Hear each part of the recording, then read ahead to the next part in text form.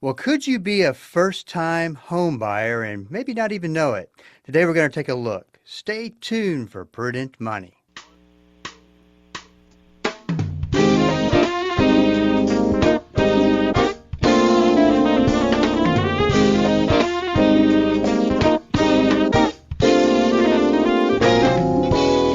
Good afternoon. This is Bob Brooks, and you are listening to the Prudent Money Radio Show. Thanks so much for joining me today. You know I do appreciate it.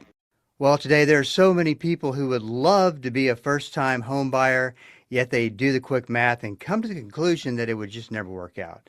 Could they be wrong, maybe making the wrong assumptions? Today I have mortgage consultant Mark Pfeiffer here with me today to talk really about two questions. As a potential first-time home buyer, can you qualify for the mortgage? That's one big question. Then the second one is, can you make the payments? Mark, great to have you on the program as always. There was always a lot to talk about. And of course, you know where I want to start. I want to start with what your crystal ball says about interest rates and where they're at right now. Obviously, we've got some action by the Fed that maybe we weren't anticipating, at the beginning of the year or maybe a year ago. But looks like they're going to raise rates, which is the proper step when we're talking about inflation. But you got to wonder, what does that really do to mortgage rates? Yeah, it's a good question. So right now, if pardon me, if you look up rates, like Mortgage News Daily, it's a website, and I wouldn't recommend clicking on anything in there if you don't want a whole bunch of spam. But the reality is, it is a good website to watch rates. It shows rates around 6.5, give or take 6.55. Where do I think they're going? Supposedly, the Fed does have it on their agenda, supposedly, to increase rates one more time, or that's the prediction at least, one more time throughout this year to raise rates. I don't know that that's entirely going to happen simply because a couple things. Inflation numbers came out this morning and they were the hottest they've been in a long time, 3.4%. And the reality is our mortgage rates have behaved like they shouldn't. Instead of rates going up when there's inflation, they've actually improved a little bit. Right. And I think the reason being oil is down to $70 a barrel, which means if the gas prices have been, I mean, they were up $115, right? Or whatever it was, a couple of months ago. So just that alone is inflationary. And so the fact that now we're back down to $70, I think the inflation numbers, it's old data. And I think the market sees that and feels that. So I feel like if inflation comes back under check, the Fed doesn't have a reason to increase rates. So my prediction, I'll make it here. I think we're just going to get status quo for the rest of the year. I really do. We're Well, halfway through, and I think it's going to kind of just probably be this way for the rest of the year. That's my guess. it's always interesting, and I know you've seen this throughout your career. When everybody thinks something's going to happen, it generally is the opposite occurs. And maybe we're seeing a little bit of that, a little bit of a surprise. This is seems to be the creation of a new Fed under the new leadership and wanting to do things a little bit differently. Maybe we're all going to be surprised. Who knows? But talk about the time of the year. This is the time of the year for real estate, as I've always learned it to be a long time ago. That this is when you see more activity, and are we seeing that kind of activity? Is a little bit slower. Summer months are supposed to be hot. Yeah, the good news is it has good news for normalcy is that it has picked up and we're seeing some of that seller season begin. I think it was a couple weeks late. I think a lot of that was just because of the Middle East and negotiations didn't really happen as fast as we hoped and thought and wanted them to. But now that there seems to be some resolution, at least for the next 60 days, the strait is open, oil tankers are able to come through. I think that presents it to go back to normal. And so to answer your question, the summer season is here. We see the activity. It's welcomed, certainly. Things started out great January, February. They got quiet March and April and most of May, just because, again, the Middle East stuff. But we've seen it now start to behave more normal. So it is the time where folks are trying to buy and sell before the school season starts back in August. So tell me this: if obviously the mortgage rates dropped pretty dramatically years ago, and then they started coming back up. And obviously, at some point, they've hit a high point and they've dropped back down. Where is that high point, if you remember, with mortgage rates, and where are we today? Are we close to that high point? Yeah, so ultimately rates went from call it 3%, right? Round numbers. But at the end of COVID, rates went from 3 to 8% within a matter of a year. I mean, it was crazy how fast it's gone up. Since then, that 8%, between the 8 and 7%, that was probably another 12 months, give or take, for it to come down. And the nice thing is here for the last, call it 12 to 18, 12 months for sure. 12 to 18 months, rates have been kind of sitting in that mid to six range, give or take. We did earlier this year we hit the 5.9 mark for a hot minute. But the reality is we've kind of just been sitting in this mid six overall for the last year or so. And not, look, I'll take steady, right? The variable, Right. the quick whipsaws are what freaks everybody out. I'll take steady. And I do hope that, again, as if we see inflation come down a little bit, maybe rates can come down a little bit and we get that low six range. That'd be nice. But I don't think we're going to see that fours or fives that people are waiting for. I don't think those are coming anytime soon. But again, if you give me even high fives, low sixes, that'd be stellar. But it's mid sixes, I'll take it if that's consistent and steady. Yeah, no, I get that. I think that once once a potential homeowner sees that things have leveled out a little bit, that's that consistency word. Absolutely, you want to see that just kind of stabilize. And something that you and I talked about to keep in mind. This won't go on forever. I mean, we'll start to see rates drop at some point, which does, you got to keep in the back of your mind. It does present the opportunity to go in and refinance, and we'll probably, you'll see a ton of that, I'm sure. Yeah, I was gonna say the argument I have when somebody says, "Hey, we're gonna wait," my question is, it's not an argument in the sense that I'm trying to talk. This isn't a pack of gum. They're not gonna just impulse buy a house. But the part I do want folks to think about is, hey, do you think prices are going up or down? Right? And most guys, well, I think they're probably going to go down. Why? Well, they give me the reasons. The reality is they haven't. They're still going up. Dallas Fort Worth, I saw an article this week, third best market in the country for investors. And Dallas Fort Worth, like you got builders that are still building and we're absorbing this. And yes, there's a lot of build, but we are just the number of folks coming to North Texas from Right. other places. We have matched we match the supplies. It's grown. So I don't think I don't think prices are going down. And to your point about rates, about refinancing, hey, if rates do go down later, you can always refi. And when rates do go down, that's just going to drive home prices up because more people can afford.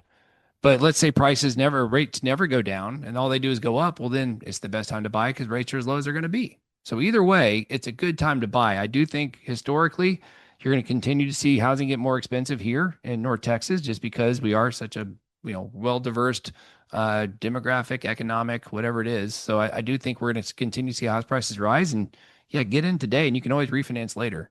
Yeah, I remember getting a mortgage rate, and this was decades ago, at 8%.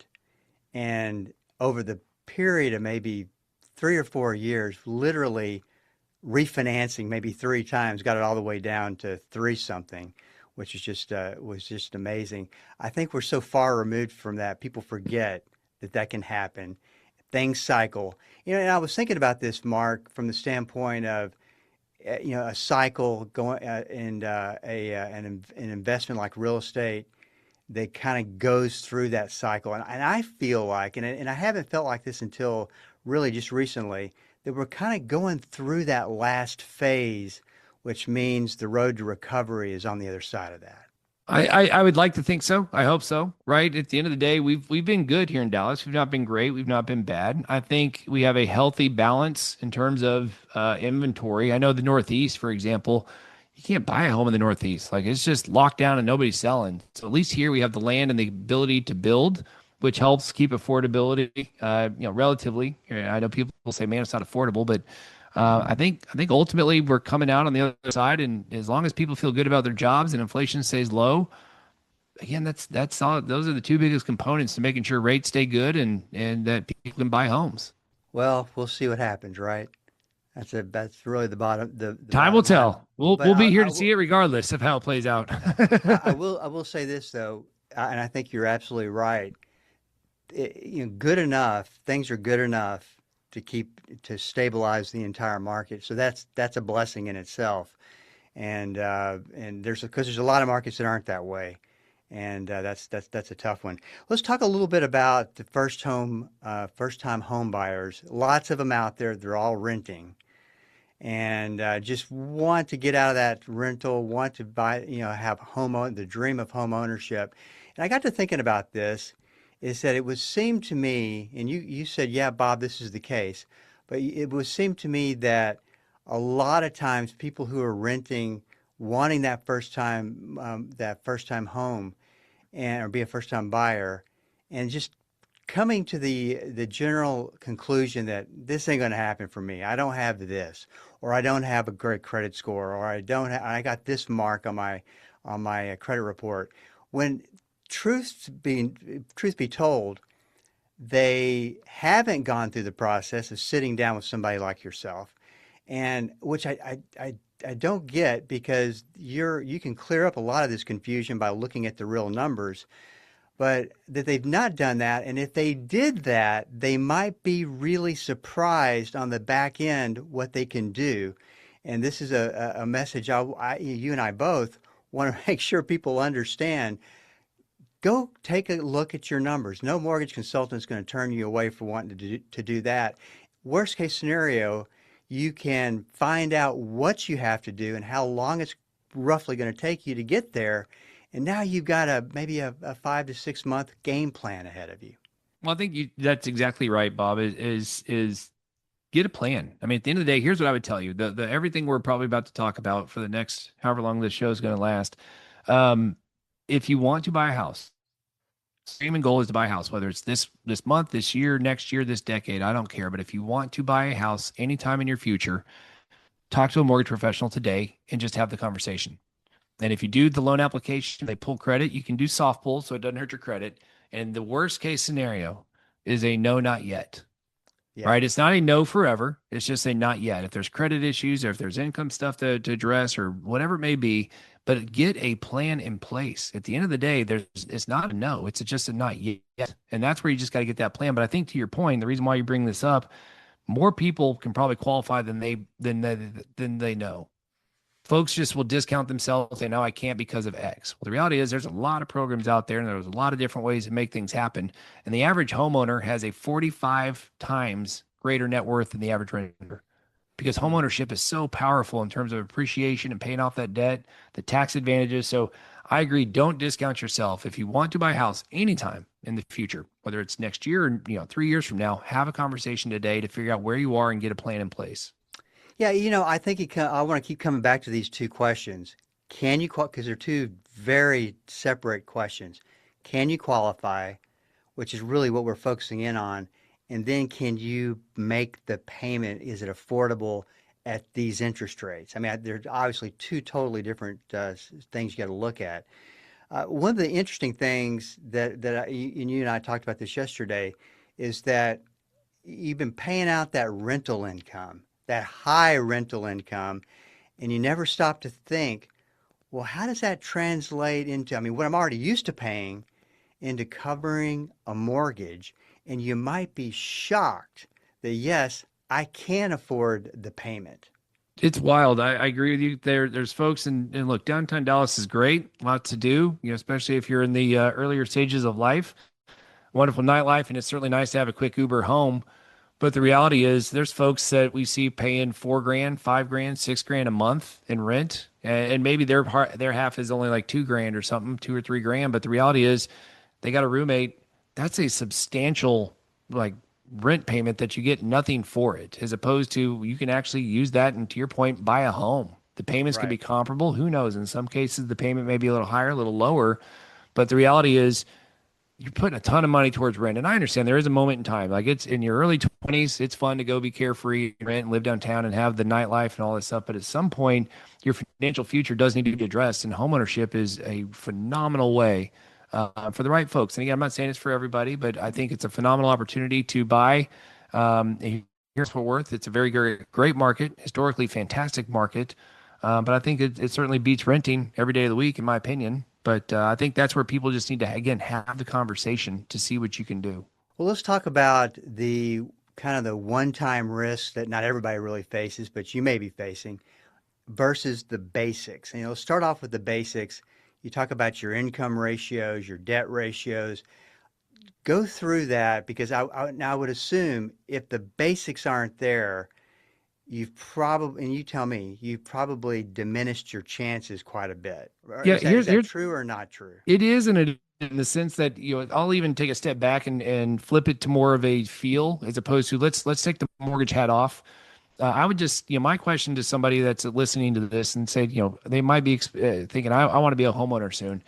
What do you want to pay each month in rent? Or what do you pay in rent? Or if you don't, or what do you want to pay for a mortgage? The best way to say that. What do you want to pay for a future payment?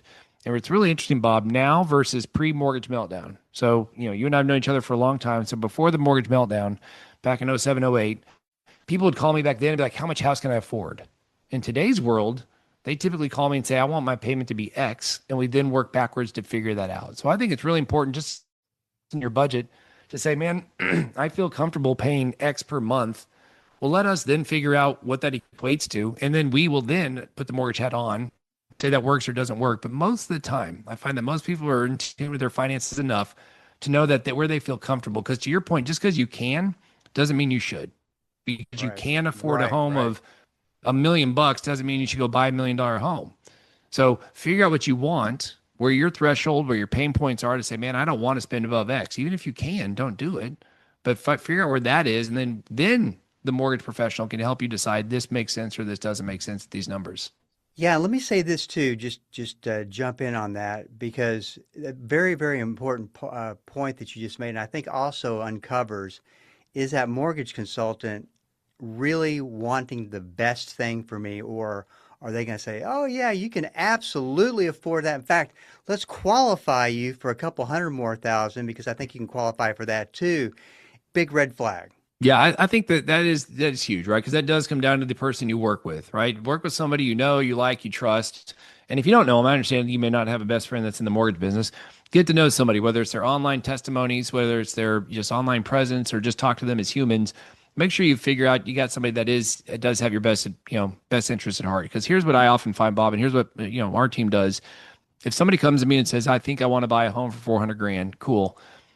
We will then let them know, just so you know, Mr. Smith, we want you to buy the 400. I hope you find everything you want in that, but you can buy up to 450 or 500. And why do we tell them that? It's not because we're trying to force them. We do Yeah, it for a sure. couple of reasons. Number one, I don't want them calling me on a panic on a Friday night when they found the perfect house and want to put an offer in and they need to know if they can qualify for 410.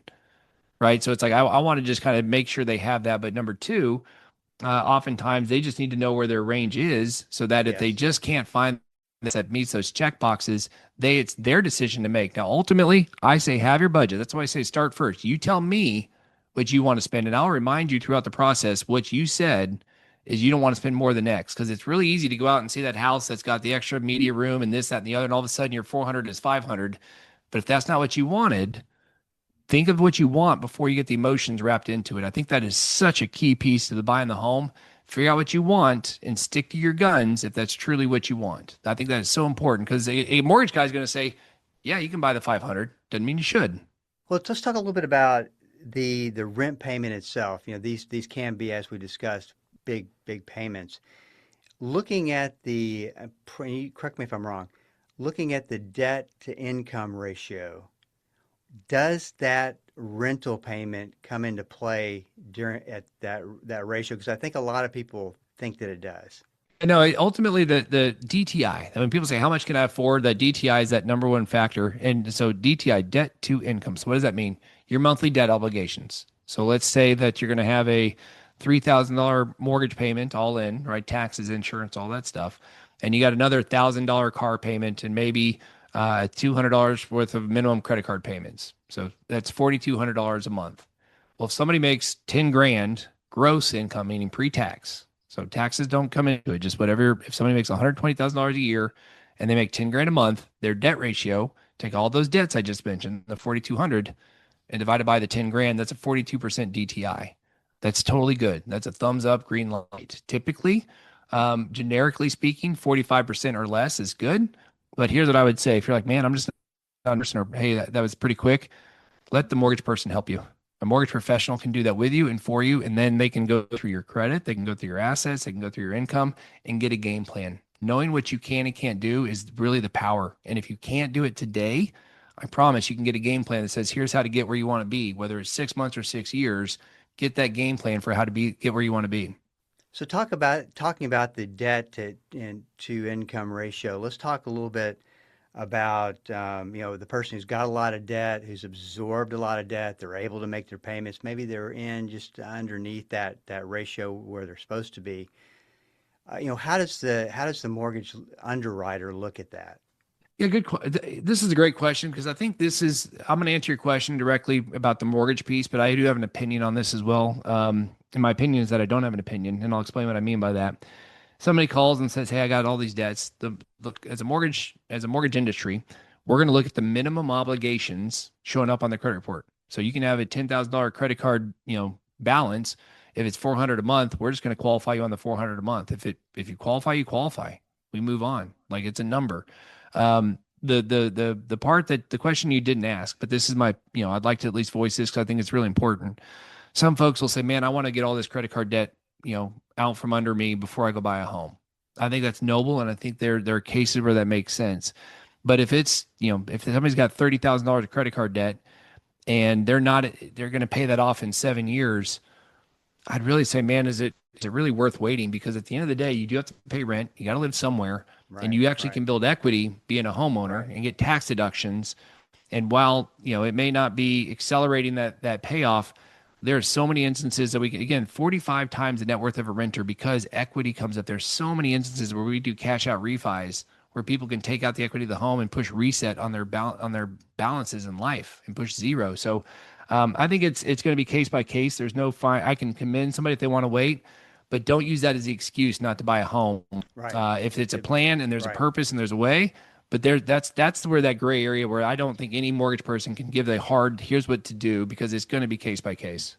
Yeah, and I once again, you're going to the mortgage consultant to get that idea that we can qualify for it. I mean, I think it's just so very, very important. Let's talk a little bit about the IRS. I watched as a friend of mine went through this whole process of buying a home, but he had all this IRS debt, and he was behind in making payments, but he was still in their good graces, just paying a lot of interest, I guess, debt, penalties and interest. And so, how does the mortgage underwriter look at that? Because they're treating October 15th like April 15th, so they're always behind, but they're paying the penalties and interest, but they're making the payments. Yeah, if they're making the payments and it's just they got an installment loan set up with the IRS, it's just a debt. Meaning, if you're paying X dollars a month, as long as you can qualify for that debt obligation, congratulations, we're good. You do want to stay in the good graces of the IRS because Uncle Sam wins, right? And if there's ever a fist fight, Uncle Sam's going to win and take precedence over anything. But as a lender, we want to make sure that you are paying Uncle Sam. We want to make sure that you're paying him on time. And if you're paying him on time, there's a payment plan in place. It's just another debt. It could be the same as a car loan. $400 out the door is $400 out the door. Whether it's to Uncle Sam or the car is up to you. But we don't care as an industry. Okay, real quick, and you got less than a minute, which is not fair, but you did a video on making the down payment, and you said stay with 5, 10, 15, or 20. Don't go with 7, 8, and a number in between. Talk a little bit about that. I thought it was great information. Yeah, ultimately, and again, talk to the mortgage professional. You can do 0, you can do 100%, right? Somewhere between is the right number. Different programs have different requirements. That's for conventional financing. But again, talk to the mortgage pro and let them help you navigate the waters to understand why you do what you do and get the best mortgage for you. Great information, Mark. Always love having you on the program. We'll see you next month. Yes, sir. Thanks for having me as always. This is Bob Brooks, and you've been listening to the Prudent Money Radio Show. Thank you so much for joining me today. I do appreciate it. If you got a question for me, go to prudentmoney.com, send it in. I'll get you taken care of because we're all out of time. Till we do meet again next time, keep the faith and have a great rest of the day. That's all the time we have for today. Questions or comments for Bob, or to find out more great information like what you've just heard, visit www.prudentmoney.com. Be sure to join Bob Brooks again for the next edition of Prudent Money.